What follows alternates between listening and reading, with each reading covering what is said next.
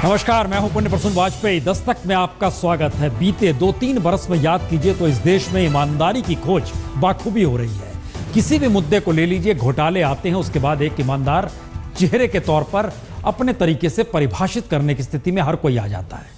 दस्तक में बात आज ईमानदारी की इस खोज की होगी। ईमानदारी को लेकर सत्ता कभी कुछ बर्दाश्त क्यों नहीं कर पाती और हर बार ईमानदारी क्यों हार जाती है? एक ऐसा सवाल है कि विपक्ष में रहेंगे तो जिक्र ईमानदारी का होगा, सत्ता में आएंगे तो ईमानदारी बर्दाश्त नहीं होगी। रिपोर्ट देखिए। नौकरशाही के ये 3 चेहरे किसी सत्ता को बर्दाश्त नहीं है, उस सत्ता को भी नहीं जिसने विपक्ष में रहते हुए सत्ता के लिए इन्हीं ईमानदार नौकरशाही की एक वक्त पीठ ठोकी। लेकिन सत्ता में आए तो यही नौकरशाह बर्दाश्त से बाहर हो गए। खेमका फिर वही पहुंचा दिए गए जहां से निकलकर उन्हें ईमानदारी का तमगा दिया गया था, वो भी महज 11 दिनों में। भरोसा खेमका को भी नहीं हुआ क्योंकि एक वक्त उन्हें रॉबर्ट वड्रा की फाइल खोली थी तो बीजेपी ने पीठ ठोकी थी और अब बीजेपी सरकार ने ही उन्हें दूध से मक्खी की तरह निकाल कर फेंक दिया। दिल उनका भी टूटा और दिल उन आईएएस अधिकारियों का भी जो ईमानदार हैं। दरअसल ट्रांसपोर्ट कमिश्नर के तौर पर खेमका ने ट्रकों की ओवरलोडिंग के नियमों को सख्ती से लागू करने का फैसला किया। जाहिर है इसके बाद वो ट्रांसपोर्ट माफिया की आंखों में चुभने लग गए। तो सरकार ने रास्ता यही निकाला कि 22 बरस में 45 के बाद 46वां तबादला भी कर दिया। तबादले को रूटीन ट्रांसफर बताते वक्त हरियाणा के मुख्यमंत्री यह भूल गए कि वो न सिर्फ केंद्र सरकार के नियमों के खिलाफ काम कर रहे हैं बल्कि सुप्रीम कोर्ट के आदेश की भी अनदेखी कर रहे हैं। सुप्रीम कोर्ट ने यह साफ साफ कहा था कि हर ऑफिसर को कम से कम 2 साल तक एक जगह पर काम करने का मौका मिलना चाहिए और 2 साल से कम में अगर किसी का तबादला होता है तो उसके लिए खास और ज़रूरी वजह साफ साफ बताई जानी चाहिए।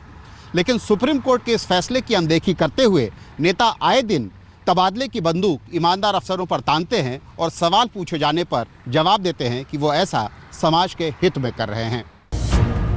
ईमानदारी का खामियाजा चुकाने वाले अशोक खेमका अकेले नहीं है। हरियाणा कैडर के ही आईएएस अधिकारी संजीव चतुर्वेदी का मामला भी बताता है कि भ्रष्टाचार की जड़ें खोदने वाले अधिकारियों से हर सत्ता किनारे कर लेती है। याद कीजिए, संजीव चतुर्वेदी ने हरियाणा में जब भूपेंद्र सिंह हुड्डा की कांग्रेस सरकार के दौरान वहां वन विभाग के घोटालों का पर्दाफाश किया तो 5 बरस में उनके 12 तबादले कर दिए गए और फिर उनके खिलाफ एफआईआर हुई, नौकरी से सस्पेंड किया गया। लेकिन उसके बाद हुड्डा ने किसी तरह उन्हें दिल्ली भेजकर जान छुड़ाई। हुड्डा सरकार की नाक में दम करने के बाद वह दिल्ली में all India institute of medical science यानी एम्स के मुख्य सतर्कता अधिकारी बन गए। यहाँ भी उन्होंने भ्रष्टाचार के खिलाफ मुहिम जारी रखी। एम्स में एक के बाद एक घोटालों का पर्दाफाश करके हड़कंप मचा दिया। लेकिन सरकार एनडीए की आई, वक्त बदला, एम्स के मुख्य सतर्कता अधिकारी के तौर से उन्हें हटा दिया गया। अब आलम यह हो चला है कि अपने काडर को बदलवाने के लिए उन्हें कानूनी जंग लड़नी पड़ रही है। इतनी जगह पे 5 या 6 या 10 माफियास ऑपरेट करते हैं स्टेट्स में, हर स्टेट में, हर डिस्ट्रिक्ट में।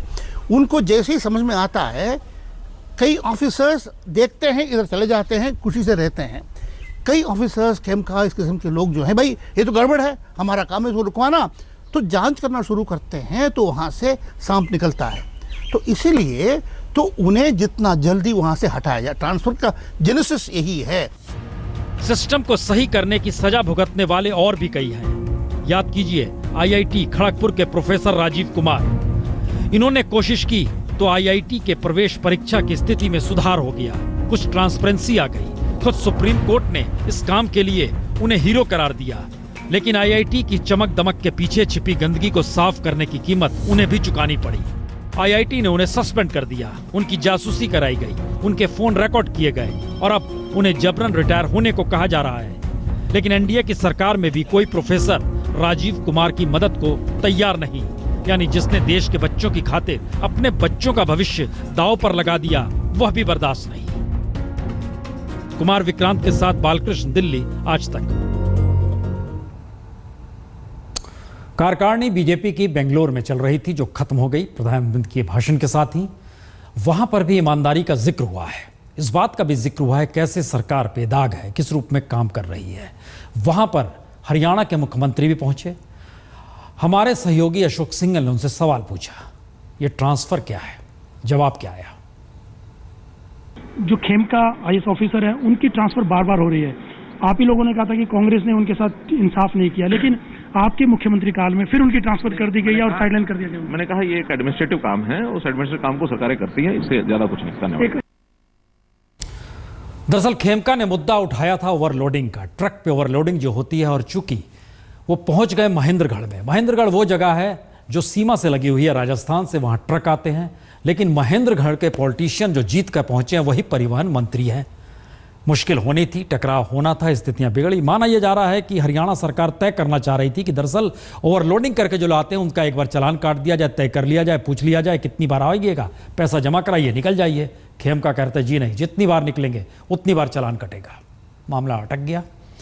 ईमानदारी का जिक्र तो दिल्ली की सरकार को लेकर भी, और लेकिन संयोग आज ऐसा है कि 49 दिन आज दूसरी बार इस सरकार के हो रहे हैं। पहली बार हुए थे तो गद्दी छोड़ दी गई थी, इस बार है तो गद्दी पर बहुत ध्यान है।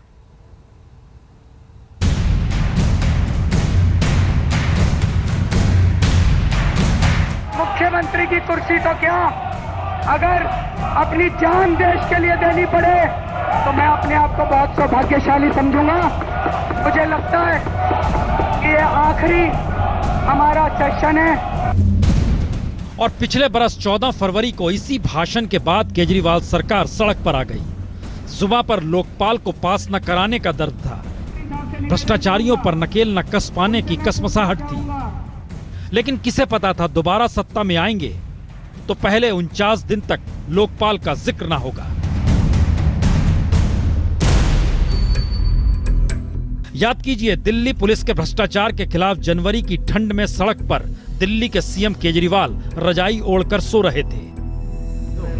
तब गुस्सा था, सब कुछ बदलने की ख्वाहिश थी। लेकिन दोबारा सत्ता में आने के बाद दिल्ली पुलिस का भ्रष्टाचार केजरीवाल सरकार के नाक नीचे हो रहा है, लेकिन दिखाई किसी को नहीं दे रहा। आम आदमी त्राही त्राही जरूर कर रहा है। संडे में आपको कितना देना होता है? मैं हफ्ते का 1000 रुपये बता दूँ। अच्छा, 1000 रुपये आप हफ्ते का दे रहे होते हैं? हफ्ते में जैसे नहीं भी लगती है 1-2 दिन तब भी देना पड़ता है। पैसा देना पड़ता है। हम लगाए ना लगाए, दुकान वाले को नहीं देना पड़ता, पुलिस वाले को देना पड़ता है।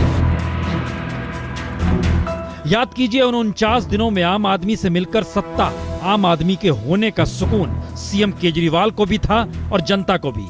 तभी तो जनता दरबार में लोग इस तरीके से टूट पड़े थे कि केजरीवाल को छत पर जाना पड़ गया। लेकिन दोबारा सत्ता में आने के बाद आम आदमी और सरकार के बीच कहीं सचिवालय की दीवार आ गई तो कहीं सुरक्षा कर्मी, और जहां ये दोनों नहीं आई वहां पर नीतियां आ गई, बल्कि सरकार का नजरिया नीतियों तले बदल गया। याद कीजिए, बीते बरस 49 दिनों में कितनी बार स्वराज का जिक्र हुआ, मोहल्ला सभा हुई, दिल्ली वालों को लगा सरकार उनके दरवाजे पर आ गई। लेकिन अब ना तो मोहल्ला सभा, ना ही स्वराज। कुछ है तो स्वराज का नाम लेकर आम आदमी पार्टी के भीतर का घमासान। तो क्या अल्पमत और बहुमत की सरकार का अंतर यही है कि अल्पमत में काम हर दिन हर पल होता है, बहुमत में 5 बरस की गारंटी होती है, तो वक्त खुद को सहेजने में गुजारा जाता है। असल में उस वक्त 49 दिनों की सरकार और आज के 49 दिनों की सरकार का सबसे बड़ा अंतर यही है कि सत्ता की सांस उस वक्त आम आदमी पर चल रही थी और अब आम आदमी की सांस सत्ता के इशारे पर टिकी है। 49 दिनों की सरकार में उस वक्त दिल्ली के मुख्यमंत्री केजरीवाल ने सिखाया था कि आपको साथ कोई करप्शन करे तो उसका स्टिंग कर लीजिए। और इस दौर में ये स्थिति आ गई कि आज तक को एक स्टिंग करना पड़ा कि देखिए करप्शन ऐसे हो रहा है, खुले तौर पर हो रहा है। सुनिए जरा। मतलब जो है बोलते हैं कि एक मतलब जो है एक आदमी रहेगा और पैसे इकट्ठा करके सबसे, अगर नहीं देंगे, जो नहीं दे रहा है तो खुद आएंगे, बोलेंगे क्यों नहीं दे रहा है। अच्छा जी। पुलिस कितना हफ्ता लेती है आप लोगों से? क्या बताओ? आप बताओगे नहीं तो समस्या कैसे दूर होगी? जब तक ऊपर तक बात कैसे जाएगी? 1000 रुपये हफ्ता जाता है। 1000 रुपये हफ्ता। 1000 रुपये हफ्ता, मतलब महीने का 4000 रुपये देते हैं आप। आप जैसे अपनी दुकान छोटी मोटी काम कर रहे हो, उसमें अब कुछ करप्शन कम हुआ है? पुलिस वाले कम तंग करते हैं या अभी भी वही सब है उसी तरह का? वही है, मतलब वो चल रहा है पहले वाला साफ हो रहा है। क्यों? क्या पैसा नहीं, सब बिना पैसा दे रहे हैं सारे लोग पैसा। अच्छा, कुछ पैसे कम लेते हो? नहीं वही पहले कितना जाता था? 100 रुपये। हैं? 100 रुपये रोज का, और अभी भी वही है, कोई कमी नहीं आई है। पहले मांगती थी पुलिस पैसे, पहले तो लेती थी। पुरानी और नई सरकार में कोई फर्क लग रहा है? अभी तो कोई अंतर नहीं है। अंतर हो आती है या अपने किसी बंदे को? खुद भी आ जाती है, बंदे को भी भेजती है पैसे लेने के लिए। जैसे आप जैसे लोग हैं, उनसे इनका कितना पैसा वसूलते हैं? 50 रुपये बंदे से लेते हैं। और इस मार्केट में कितने लोग होंगे? 50 रुपये तो हर आदमी से चाहिए। अच्छा, हर और एक जो आदमी। पुरानी सरकार थी एक डेढ़ साल पहले, शीला दीक्षित वाली, उसमें कितना पैसा लगता था? उसमें कितना देना होता था हर रोज? उसमें रोज नहीं देना नहीं पड़ता था, क्योंकि वो रुकने नहीं देता था। अच्छा, अब मतलब जरा थोड़ी सी ये खेती वाली सरकार आ गई है, हाँ। तो थोड़ा सा फ़ायदा हो गया। फ़ायदा किस तरह से? यही फ़ायदा हो गया कि मतलब पुलिस वाला टिक लेने का, वरना नहीं टिकने देता था। पहले लगा लेते, आया तो मारता हुआ आता था। अच्छा, अब नहीं आता, पैसे लेता है बस। मतलब अब आपको पैसे दे रहे हो तो मारेगा नहीं, पैसे नहीं दे रहे हो तो अभी भी मारेगा? तो मारेगा, पैसे नहीं दोगे तो बड़ा मुश्किल सबब है। ईमानदारी ताक की बात है, लेकिन भ्रष्टाचार को लेकर ऐसे स्टिंग के जरिए बतलाना दिखाना पड़ जाए तो सोचिए क्या स्थिति है दिल्ली की। देश तो अलग मसला है, देश के भीतर तो किसानों का जिक्र होगा तब लगेगा कि किसानों को लेकर कौन ईमानदार था। जब से अध्यादेश आया तब से बहल चल पड़ी है। पहले अध्यादेश था वो ईमानदार वाला था, अब जो अध्यादेश है वो ईमानदारी के साथ है। ये सारे सवाल हैं, लेकिन जमीनी हकीकत कुछ और है। रिपोर्ट देखिए।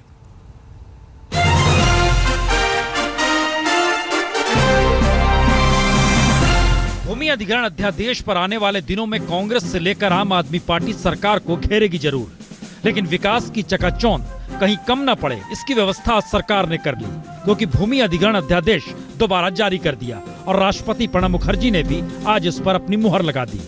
यानी जिन शर्तों के आश्रय किसानों की जमीन ली जानी है, उन्हें लेकर भले देश भर में विरोध हो, लेकिन सरकार अपने एजेंडे पर कायम है।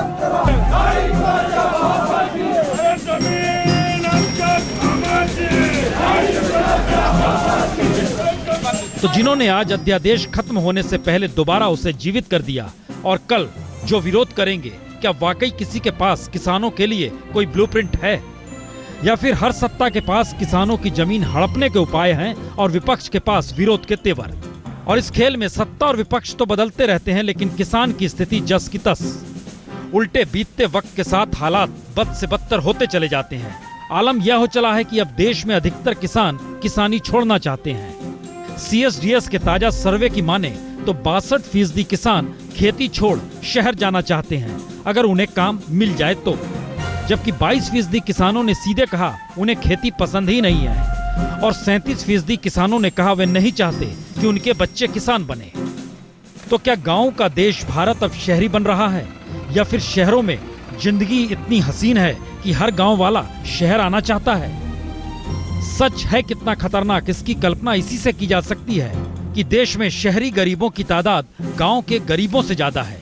किसान के सामने मजदूरी के अलावे कोई दूसरा रास्ता बचा ही नहीं है। किसानी छोड़कर शहर आने वाले 2 करोड़ किसान BPL के दायरे में आते हैं। इतना ही नहीं, भूमि अधिग्रहण के नाम पर विकास का जो चकाचौंध दिखाया जा रहा है, या विरोध कर किसानों के हक में जो सवाल खड़े किए जा रहे हैं, दोनों का सच यही है कि देश के 80% किसानी के लिए खाद, पानी, बिजली उपलब्ध कराने और फसल को मंडी तक ले जाने की कोई व्यवस्था किसी सरकार ने नहीं की है। तो सवाल सीधा है कि जब किसान खेती करना नहीं चाहता और खेती और मजदूरों की तादाद लगातार बढ़ रही है, तो क्या सरकार के पास उनके रोजगार की कोई वैकल्पिक योजना है? क्योंकि एक स्मार्ट सिटी बनाने के खर्च में 100 गांव को स्वावलंबी बनाया जा सकता है और शहरों को गांव से जोड़कर 60% किसानों की रोजी रोटी बचाई जा सकती है। लेकिन ना सरकार के पास कोई फार्मूला गांव और किसानी बचाने का है, ना ही विरोध करने वालों के पास। इसीलिए किसान सिवाय सियासी मोहरा के कुछ है नहीं। जबकि किसान के लिए PM CM तो वही मौसम हो चला है जिसे बिगाड़कर विकास की लकीर खींची जा रही है, और किसान हतप्रभ होकर देख रहा है, खुदकुशी कर रहा है।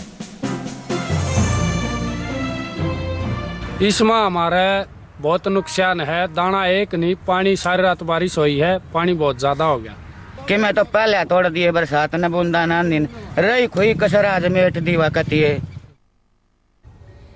किसान शब्द दरअसल जहन में आते ही किसी भी प्रधानमंत्री को याद कर लीजिए, वह उसकी त्रासदी बताने से नहीं चूकता था, चाहे नेहरू का जिक्र हो या मौजूदा वक्त में प्राइम मिनिस्टर मोदी का। साहित्य में भी खूब लिखा पढ़ा गया और शायद इसीलिए किसानों को लेकर दर्द आज प्रधानमंत्री ने भी छलका दिया। बेटे को चपरासी की नौकरी मिल जाए, जमीन है 2 बीघा 5 बीघा जमीन है उसके पास, लेकिन बेटे को कहीं चपरासी की नौकरी मिल जाए, कहीं ड्राइवर सीख ले, कहीं ड्राइवरी की नौकरी मिल जाए, इसलिए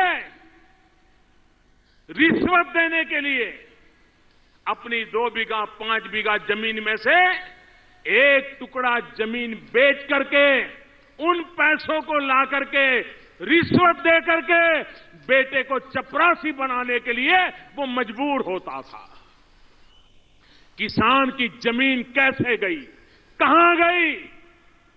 बेटे को चपरासी की नौकरी देने के लिए, जमीन बेचने के लिए हमारी सरकारों ने इसे मजबूर किया। किसानों को लेकर रुदन इस देश के भीतर हर किसी ने किया है, लेकिन कहते हैं कि ईमानदारी राजनीति में भी होनी चाहिए। तो राहुल गांधी की ईमानदारी जरा इस राजनीति में खोजिए, वो है कहां पर?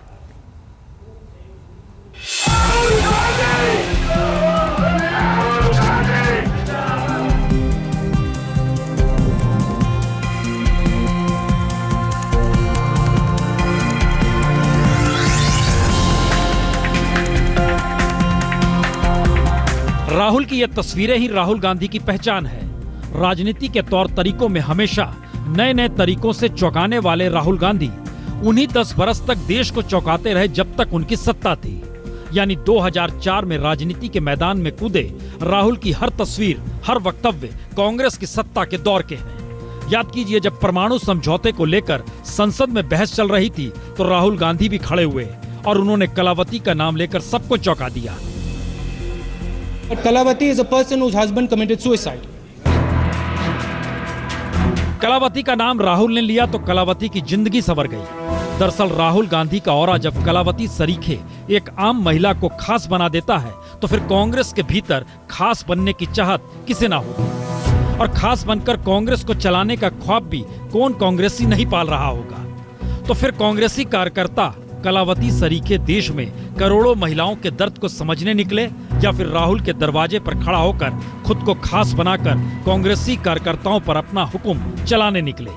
जी, सत्ता का ऑरा यही है, और ऐसे में गांधी परिवार के करीब जो है ताकतवर वही है। ऐसे में वो जमीन से किस हद तक कट जाता है, ये गांधी परिवार के करीबियों के जनता तक पहुंचने के रास्ते के नए आइडिया से समझा जा सकता है। जी, सरोकार खत्म होते हैं तो सोच भी रुकती है।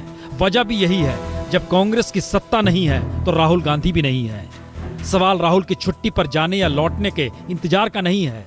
सवाल यह है कि बीते 10 बरस में राहुल अपने घेरे में किन नेताओं को सियासी समझ दे सके, या जो उनके करीब रहे उनमें कौन कौन राजनेता है, क्योंकि उनकी मौजूदगी में सड़क पर आकर किसने जनता के साथ मुद्दों को लेकर हाथ हवा में उठाए, लोगों से जुड़े। ध्यान दीजिए, कुंवर जितेंद्र सिंह, मणिक टैगोर, प्रकाश जोशी, मीनाक्षी नटराजन, गिरीश, ऐसे दर्जनों युवा नेता हैं जो राहुल को घेरे हैं। लेकिन क्या वाकई ये जनता से जुड़े नेता हैं? लेकिन राहुल इनसे घिरे रहते हैं, जिन्हें कांग्रेस संभालने की दिशा में ले जाने के लिए खुद लीडर बनना चाहते हैं। तो बिना राहुल जब कुछ भी नहीं है तो फिर राहुल की छुट्टी से लौटने का इंतजार कौन कर रहा है, यह भी सोच लीजिए। राहुल की गैर मौजूदगी में कांग्रेसियों को राहुल की उपयोगिता नजर आती है, लेकिन राहुल जब मौजूद होते हैं तो कई बार अपनी उपयोगिता साबित नहीं कर पाते। ये एक ऐसा सवाल है जो कांग्रेसियों को ना उगलते बनता है और ना ही निगलते। अब कहीं ऐसा ना हो कि कांग्रेसी ही बोल पड़े, बहुत देर कर दी हुजूर आते आते। दिल्ली से कैमरामैन पिनाकी के साथ कुमार विक्रांत सिंह, आज तक।